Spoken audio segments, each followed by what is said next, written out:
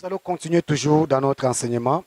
Nous allons lire dans le livre de Jean, chapitre 16, verset 13.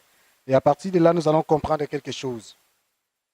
La Bible dit, quand Jésus était avec ses disciples, il a dit, quand le consolateur sera venu, l'Esprit de vérité, il vous conduira dans toute la vérité, car il ne parlera pas de lui-même, mais il dira tout ce qu'il aura entendu, et il vous annoncera les choses à venir.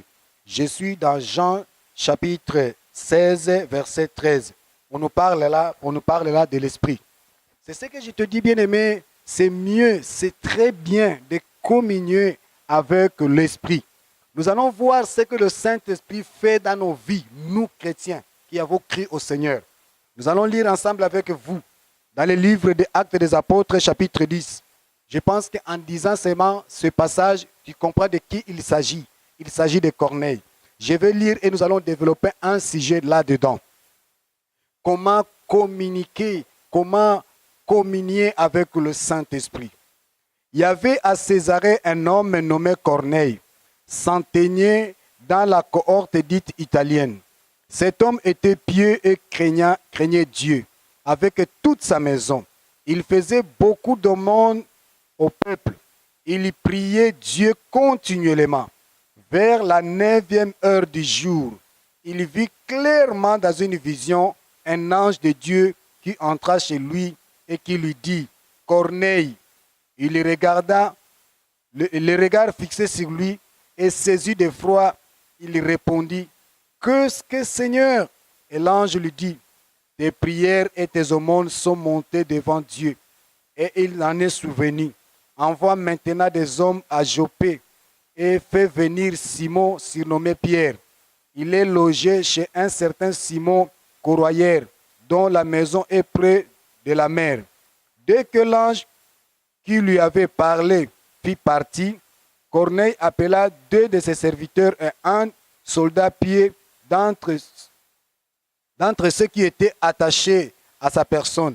Et après leur avoir tout raconté, il les envoya à Jopé.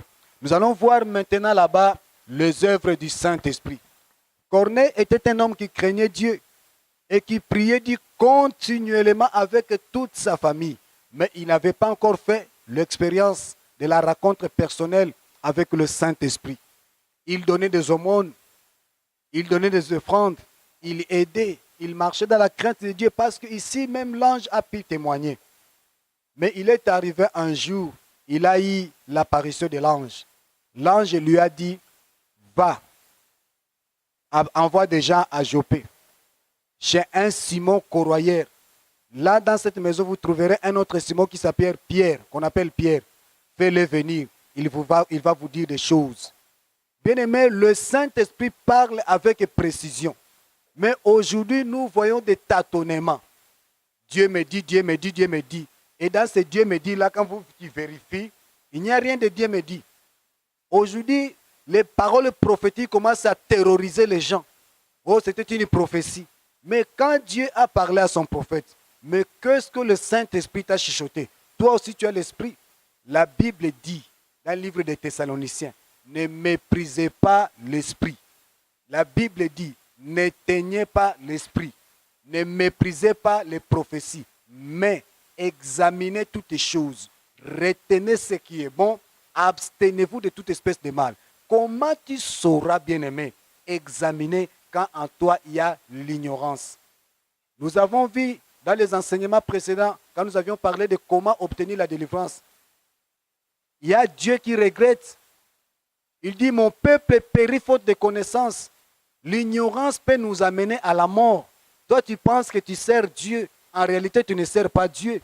Le Saint-Esprit en nous, son rôle est de nous interpeller. Son rôle est de nous aider. Parce que sa mission est de nous conduire dans toute la vérité.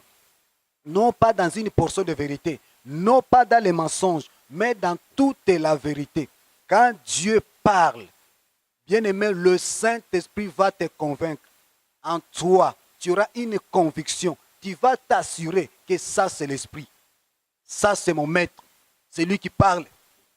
Parce que la voix de l'Esprit a une autorité sur nos voix. La voix de l'Esprit a une puissance. En l'écoutant, bien-aimé, toi-même, tu te rendras compte que non, ça c'est l'Esprit de l'Éternel. Ça c'est l'Esprit. Mais aujourd'hui, on nous roule, on nous ment, on nous manipule, parce que nous-mêmes, nous ne communions pas avec le Saint-Esprit. Je vais vous donner un exemple palpable. Tu verras une sœur qui dit à un frère, oh, le Saint-Esprit m'a dit que c'est toi mon mari. Et quand tu vas vérifier, tu verras même que ce frère-là est marié. Alors comment le Saint-Esprit peut pousser quelqu'un à divorcer pour venir te prendre? Tu verras un frère qui approche une sœur, au lieu d'avoir le courage seulement de lui tendre, de lui demander la main pour le mariage, oh non, quand je dormais, j'ai vu. Au moment où cette sœur-là n'a pas cette conviction. N'a pas cette conviction. Tu commences à mentir au nom de l'Esprit pour atteindre ton objectif.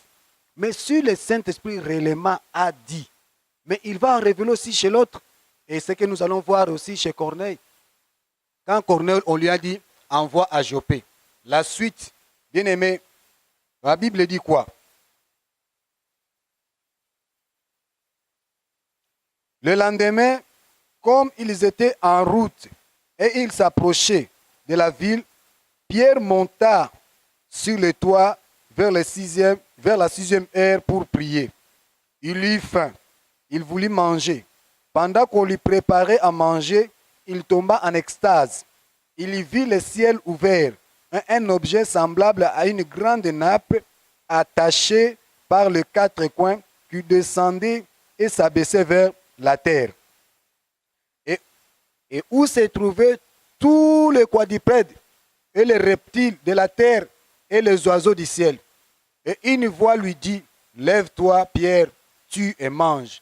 Mais Pierre dit, non, Seigneur, car je n'ai jamais rien mangé d'essuyer ni d'impur. Et pour la deuxième fois, la voix se fit encore entendre à lui. Ce que Dieu déclare pur, ne le déclare pas comme souillé. Cela arriva jusqu'à 3 fois. Et aussitôt après, l'objet fut retiré dans le ciel. Tandis que Pierre ne savait en lui-même que penser du sens de la vision qu'il avait eue, voici les hommes envoyés par Corneille s'étaient mis en quête de la maison de Simon, se présentèrent à la porte et ils demandèrent à haute voix si c'était là que logeait Simon, surnommé Pierre. Et comme Pierre réfléchissait à la vision, l'Esprit lui dit, soulignez très bien, l'Esprit lui dit, voici 3 hommes te demandent, lève-toi, descends et pars avec eux, sans hésiter, car c'est moi qui les ai envoyés. Pierre donc descendit et il dit à ces hommes, voici, je suis celui que vous cherchez. Quel est le motif qui vous amène? Il répondit, Corneille Centenier, homme juste et craignant Dieu, et de qui toute la nation des Juifs prend un bon témoignage, a été divinement averti par un saint ange de te faire venir dans la maison et d'attendre tes paroles. Voilà le Saint-Esprit qui s'est révélé à Corneille. Et Corneille a instruit une délégation quand il les a envoyés chez Pierre. Chemin faisant, quand ces gens-là approchaient la maison, le Saint-Esprit est allé dire aussi à Pierre. Il a commencé par lui révéler des choses. La Bible dit, le Seigneur Dieu parle tantôt d'une manière, tantôt d'une autre. Mais l'homme n'y prend point garde. Il parle par des visions, il parle par des songes. Mais Pierre n'avait pas compris. Il a vu quelque chose là, avec toutes sortes d'oiseaux impurs, des histoires là qu'eux n'ont pas l'habitude de manger. On lui dit, tu manges. La Bible dit que cette histoire-là s'est répétée plusieurs fois, même 3 fois. Et quand Pierre commençait à réfléchir sur la vision, et là à la porte, il a entendu les gens dire. Et c'est ici que le Pierre, et le Saint-Esprit lui a dit, ces gens-là sont venus te chercher. Descends, va avec eux. Voilà comment le Saint-Esprit agit. Mais aujourd'hui, non, ça ne se passe plus comme ça. Aujourd'hui, ça ne se passe plus comme ça. Tu verras une personne dire, moi, Dieu m'a dit qu'il me donne ça. Mais quand Dieu t'a dit, il fallait qu'il vienne m'avertir aussi. Dieu parle. Quand le Saint-Esprit nous conduit, bien aimé, il peut me faire attendre sa voix par une conviction. J'ai ça, une conviction. Quand tu me parles En moi, il y a une conviction de dire Amen à cette parole. Mais quand on te parle, il y a des doutes. Toi-même, tu te poses la question, est-ce que c'est Dieu? Et les choses qu'on va te dire n'auront pas lieu. Tu attendras longtemps. Pourquoi aujourd'hui l'exploitation de l'homme par l'homme commence à se faire au travers de la parole de Dieu? Je ne suis pas contre l'œuvre du Saint-Esprit. Bien aimé, je suis charismatique. Je crois à la personne et à l'œuvre du Saint-Esprit. Je crois aux œuvres du Saint-Esprit. Mais ce que j'aimerais attirer votre attention est que ça soit biblique et que ça soit le Saint-Esprit qui parle et non pas la pensée humaine, traduit comme si c'est la volonté du Saint-Esprit. Or, ce n'est pas le Saint-Esprit. Tu vois ce que le Saint-Esprit a dit à Corneille?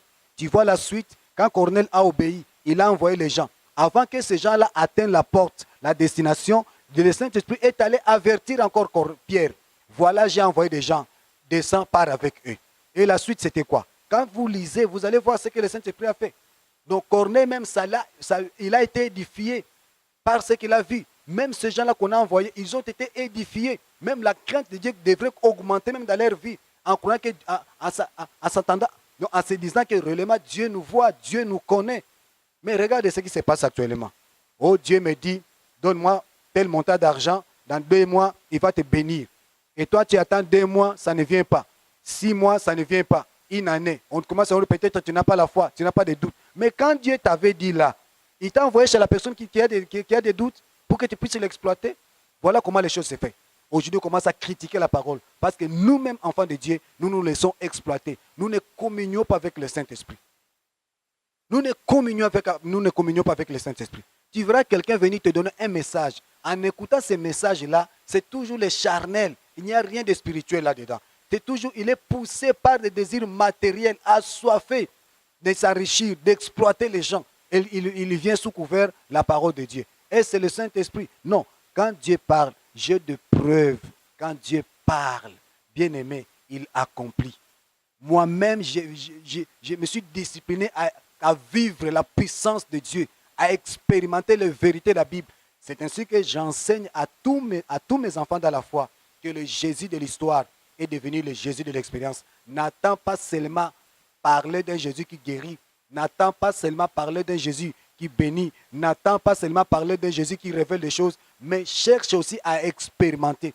Peut-être la petite question que tu me poseras, comment faire? Bien-aimé, il y a un secret ici à tes genoux. Agenouille-toi devant l'Éternel. Combien de temps tu passes devant l'Éternel? Agenouille-toi. Le fait de prier n'est pas seulement le fait d'ouvrir la bouche. Tu peux être silencieux devant l'Éternel. Silence devant l'Éternel. Tu écoutes la voix. Tu écoutes, tu attends ce que le Saint-Esprit te donne des orientations. Tu peux prier avec ton intelligence. La Bible le dit. Mais tu dois prier aussi par l'Esprit. Tu attends que le Saint-Esprit te donne des directives, t'oriente. Le silence de Dieu n'est pas son absence. Le fait de beaucoup crier, beaucoup parler, cela ne fait pas de toi un homme spirituel. Non, non, non, non. Ce que Jésus-Christ a reproché aux pharisiens, c'est quoi? C'est le fait de se tenir sur le coin de rue et prier pour que tout le monde le voie. Mais quand Jésus a enseigné à ses disciples, il disait quoi? Allez, entre dans ta chambre, ferme la porte derrière toi, parle dans les secrets, ton Père qui voit dans les secrets te le répondra. Est-ce que nous devons continuellement à prier comme si nous fouillons que les gens ne nous voient pas? Non. Il y a des fois où le Saint-Esprit nous pousse à crier. Quand je vous parle de Bartimée, il a crié. Il a crié. Si ton cas nécessite le cri, bien aimé, le Saint-Esprit te poussera à crier. Si ton cas nécessite le silence, le Saint-Esprit t'amènera dans le silence, même dans l'adoration, même dans la prière, même dans l'intercession, même dans la supplication. Le Saint-Esprit va t'orienter. Raison pour laquelle nous devons communier. Oh, alléluia, j'aime plus le Saint-Esprit. Je l'aime de tout mon cœur. J'aime parler avec le Saint-Esprit.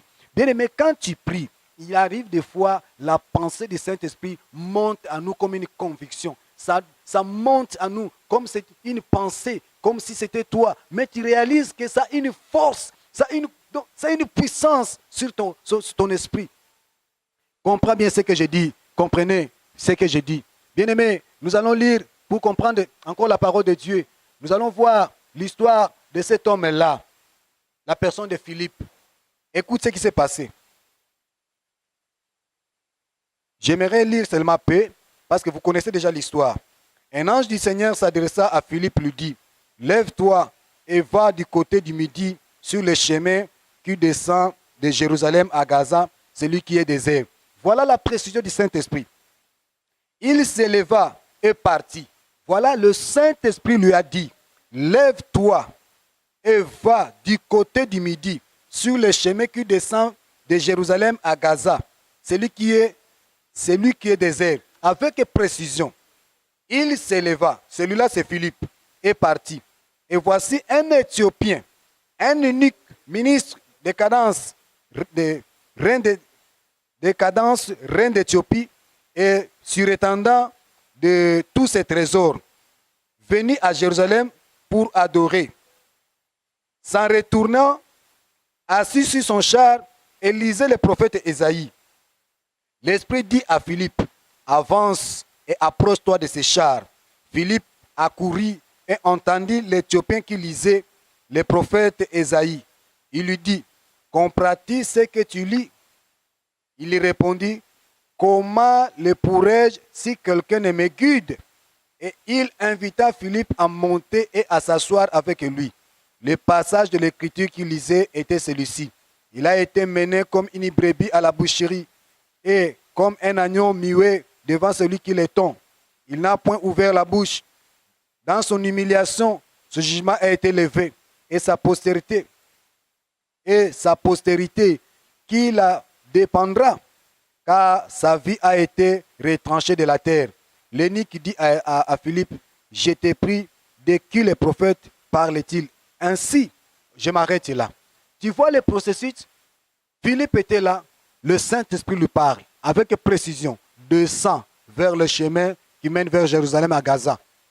Le chemin là qui conduit vers le désert. Va. Philippe est allé parce qu'il a écouté la voix, ne sachant pas ce qu'il va raconter là-bas. Il est allé, mais chemin faisant. Parce qu'il y avait une âme que Jésus allait gagner. Une âme qui lisait la parole, mais qui ne comprenait rien. Le Saint-Esprit le pousse Philippe à s'approcher de ces chars-là. Attire l'attention de Philippe.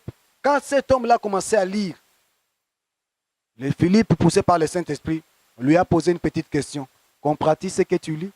Regarde, ça a engagé directement un dialogue. Comment est-ce que je peux comprendre s'il n'y a personne qui m'explique? Il y a de ceux-là qui ont besoin de la parole, mais il faut qu'on leur explique la parole. Mais le Saint-Esprit peut t'utiliser, ma soeur. Le Saint-Esprit peut t'utiliser, mon frère. Dans ton bureau, là où tu vas, là où tu passes tes activités, il y a une voix qui te dit, va chez telle personne, parle-lui de Jésus. Parce que le Saint-Esprit l'a déjà préparé pour le salut. Mais quand toi, tu t'opposes, tu vois comment tu es criminel, tu tues. Bien aimé, il y a une fois dans ma vie, j'ai tué une personne. Je me dis que j'ai tué. Je me suis culpabilisé, je me suis condamné, je me suis vu criminel. Ça s'est passé comment? Un jour, j'ai vu un porteur, les gens de la basse classe de la vie, les gens qui ne valent rien dans la société, un soulard, un papa là soulard, c'est déjà des gens là qui portent des bagages, par exemple, qu'on appelle souvent des porteurs, qui était un ivrogne. Chaque jour, il était toujours sous. Chaque jour, on le voyait toujours sous. Un jour, ce papa-là, je l'ai vu faire son travail. Le Saint-Esprit m'a dit, va, parle de Jésus à ce papa-là. Quand je l'ai regardé, je l'ai condamné. Moi, je l'ai condamné en disant que ce soulard-là, je lui parlerai de Jésus. Qu'est-ce qu'il va comprendre? Parce que tous les jours, il ne fait que s'enivrer. J'ai commencé à le condamner. Je me suis dit, non, mieux vaut quelqu'un qui a sa conscience à sa place, qui se respecte. Avec celui-là, je peux partager la parole de Dieu. Peut-être qu'il sera convaincu. J'ai bafoué cela, bien-aimé. Un jour après, le jour suivant, le papa là est mort. Quand on m'a appris que le papa est mort, oh, je me suis vu que je suis criminel. Peut-être par moi, Dieu voulait, même pas peut-être, Dieu voulait sauver cette âme par moi. Mais comme moi, j'ai regardé l'apparence extérieure, je me disais non, parce que comme c'est un soulard, un porteur, un vagabond, alors pas lui. Il faut qu'il y ait des gens qui se portent bien. Alors, cet homme-là, je me dis, il est allé peut-être en enfer à cause de moi. Cet homme-là a perdu l'âme, sa vie. À cause de moi, je me suis vu criminel. Je me suis vu, je suis plus mauvais que lui. J'ai commencé à regretter. Seigneur, pardonne-moi, parce que tu allais sauver cette âme. Mais à cause de mon incrédulité, à cause de mon comportement, regarde maintenant cette âme, je ne sais pas là où elle est partie. Bien-aimé, ça peut être aussi ton cas. Ici, Philippe a écouté la voix, mais Philippe n'a pas agi comme moi. Philippe a obéi. Il est allé là, à l'endroit où on lui a montré. Là, il s'est croisé avec un Éthiopien, un intendant des biens de la reine d'Éthiopie. Le Saint-Esprit lui approche de ses chars. Il a écouté cet homme-là qui lisait le prophète Ésaïe.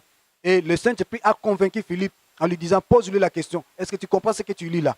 Il a engagé un dialogue. Ils ont commencé. Cet homme-là a reçu Jésus. Cet homme-là a été baptisé. Cet homme-là a reçu le salut. Pourquoi? Parce que Philippe s'est laissé conduire par l'Esprit. Parce que Philippe a écouté ce que le Saint-Esprit lui dit. Ma sœur, le Saint-Esprit te parle. Mon frère, le Saint-Esprit te parle. Il te dit, va aider telle personne. Il te dit, va s'aimer dans telle chose chez telle personne. Il me dit, ne va pas dans tel endroit. Il ne dit pas, ne sois pas avec telle personne. Mais ce que toi tu fais, tu désobéis. Regarde les conséquences. Regarde ce que tu récoltes comme conséquences. Après, tu commences à dire, Dieu m'a abandonné. Dieu ne m'attend pas. Il attend seulement les autres. Je ne sais pas moi comment est-ce que je peux prier. Quelles sont ces formules que les autres utilisent pour obtenir la solution à leurs problèmes que moi je ne sais pas faire. Mais quand le Saint-Esprit te parle, pourquoi tu n'écoutes pas? La grâce a été répandue sur tous. Tu as le Saint-Esprit. Le Saint-Esprit à côté de toi. Je m'adresse à ceux-là qui ont reçu Jésus-Christ comme Seigneur et Sauveur dans leur vie. Bien-aimé, Philippe, ici, nous voyons ce que Philippe a fait. Nous voyons ce que Cornèle a fait. Il y a, les exemples sont légion dans la Bible. Aujourd'hui, ça peut être aussi ton cas. Le Seigneur te parle, il te révèle des choses. Il te dit, va prier pour telle personne. Toi, tu te méprises. Il y a pas mal d'exemples dans la Bible, même dans notre société. Il m'est arrivé un jour, on a partagé avec moi une expérience. Un homme était chez lui à la maison. Il attend une voix lui pousse, qui le pousse à entrer dans sa chambre, à aller prier pour une autre personne. Cet homme est entré dans la chambre. Il a commencé à intercéder, ne sachant pas si cette personne-là pour qui il intercède, il a un problème. Mais la personne, quand il est venu, il a témoigné comment il a échappé à un accident mortel. Tu vois, grâce à l'intercession de ses bien-aimés, Dieu a agi. Quand nous parlons du ministère des anges, les anges de Dieu sont là à notre service. Quand nous prions, Dieu envoie ses anges à notre service. Quand tu intercèdes, Dieu prend à cœur les dossiers. Dieu se sent conscientisé encore davantage pour agir pour ces cas-là. Pourquoi? Parce que tu les tourmentes. Il a donné plusieurs exemples dans la Bible. Qui est cet enfant-là? S'il demande à son père du pain, le père lui donnera de la pierre. Qui est cet enfant-là? S'il demande le poisson à son père, il prendra le serpent, lui donne. Il dit, mauvais que vous êtes, vous savez donner de bonnes choses à vos enfants. À combien plus forte raison votre Père céleste ne donnera-t-il pas son esprit à ceux-là qui le lui demandent? Bien-aimés, nous échouons parce que nous ne voulons pas communier avec le Saint-Esprit. On commence à nous maltraiter, à nous exploiter, à nous tourmenter avec des formules, je ne sais pas moi, copiées chez les féticheurs. Et après, nous commençons à dire en tout cas les choses de Dieu sont compliquées. Mais or, Jésus nous avait déjà avertis. Il vous est avantageux que je m'en aille. Quand l'Esprit de vérité viendra, il va habiter en vous. Et il sera avec vous. Il sera en nous et il sera avec nous. C'est-à-dire qu'il va nous conduire. Il sera notre conseiller. Il va commencer à parler à notre conscience. Qu'est-ce que tu fais maintenant, bien-aimé dans le Seigneur? Qu'est-ce que tu fais? Ton échec vient d'où? Est-ce la faute de Dieu ou bien c'est ton ignorance? La Bible me dit dans le livre des psaumes, ta parole est une lampe à mes pieds, une lumière sur mon sentier. Avant que l'homme soit humilié. Bien-aimé, je vais lire un passage que j'aime beaucoup. Dans le livre des psaumes, chapitre 119, nous allons voir un passage là. La Bible dit comment un jeune homme rendra-t-il pire son sentier? C'est en se dirigeant d'après ta parole. Je serre ta parole dans mon cœur pour ne pas pécher contre toi. Mieux vaut la loi de ta bouche que 1000 objets d'or et d'argent. Mieux vaut la loi de ta bouche que 1000 objets d'or et d'argent. Je suis dans le psaume 119, verset 72. Quand tu regardes, c'est le psaume le plus long. Et là, on nous montre l'importance de la parole de Dieu. Là, au verset 147, on dit, je devance l'aurore et j'écris, j'espère à tes promesses. Je devance les veilles, j'ouvre les voies, les yeux, pour méditer quoi? Oh Dieu, ta parole. Comprenez? Pour méditer ta parole. Au verset 67, avant d'avoir été humilié, je m'égarais. Maintenant, j'observe ta parole. Avant d'avoir été humilié. Il y a pas mal de gens qui sont humiliés aujourd'hui. Pourquoi? Parce qu'ils n'observent pas la parole. Quelqu'un lui dit, Dieu me dit, donne-moi ton poste télévisé. Dieu me dit, tout ton salaire de ces mois, il faut que tu me le donnes. Dieu me dit, tu vas faire ça pour moi. Dieu me dit, Dieu me dit, Dieu me dit, Dieu me dit. La Bible dit, avant d'avoir été humilié, je m'égarais. Maintenant, j'observe ta parole. Ta parole est une lampe à mes pieds. Corneille, quand l'ange lui a dit, envoie à Jopé des gens. Corneille a envoyé à Jopé. Et le même esprit qui a parlé à Corneille a précédé ces gens-là. Il est allé se révéler à Pierre. Il a dit, ces gens-là, ils viennent te chercher. Descends, va avec eux. Mais regarde la suite. Le Saint-Esprit parle à Philippe. Va à tel endroit avec précision. Mais aujourd'hui, tu as déjà tracé ton programme. Tu vois quelqu'un qui vient, soi-disant qu'il vient de la part de Dieu. Oh, donne-moi ça, donne-moi ça. Dieu dit, donne-moi. Dieu dit, chaque jour tu commenceras à faire ça, ça pour moi. Et toi, tu te sens contraint de le faire. Ça t'enlève même la joie. Tu n'as pas la paix. Tu te sens comme un prisonnier, une prisonnière. Tu te sais, je ne sais pas moi, j'avais planifié ceci, mais ce qu'on t'a promis là ne se réalise même pas. Et tu dirais que c'est Dieu. Avant d'avoir été humilié, je m'égarais. Bien-aimé, tu t'humilies, on te voit quelqu'un qui ne connaît rien de la parole de Dieu. Tu te laisses exploiter, tu te laisses même voler. Et après, quand tu comprendras comment le Saint-Esprit agit, tu commenceras à regretter. Oh, tout ce temps-là, vous étiez où pour nous apprendre ces choses? Mais tu as la Bible. Toi, tu aimes beaucoup les spectacles. Tu aimes beaucoup les spectacles. Le spectacle, c'est pour les païens, pour leur faire voir que Jésus est puissant, Jésus est vivant. Ceux-là qui ne connaissent pas. Mais pour nous, les enfants de Dieu, notre vie, c'est un miracle quotidien. Notre vie, c'est un miracle quotidien. Pensez-vous que l'enfant d'un président a besoin de demander l'audience pour voir son père? Parce que c'est son père. Il le voit tous les jours à la maison. Vous comprenez? Mais d'autres personnes ont besoin d'audience. Mais son enfant n'a pas besoin d'audience. Parce qu'il entre souvent chez son père. Il connaissait c'est mon père. Comprenez, bien aimé? Mais si Dieu est notre Père, nous devons l'approcher avec assurance. Nous devons communier avec lui. Le Saint-Esprit est là. Ma sœur, tu souffres pour rien. Le Saint-Esprit est là. Maintenant, laissez-moi, je vais prier. Pour que le Saint-Esprit, l'Esprit de vérité, l'Esprit de sagesse, l'Esprit de puissance puisse se révéler à toi. Que la parole de Dieu puisse éclairer ta conscience. Que la parole de Dieu soit une lampe sur ton chemin, en fait que tu ne tombes plus dans l'ignorance, dans l'exploitation de ces gens-là qui viennent, soi-disant, ils sont des serviteurs, mais pour t'exploiter.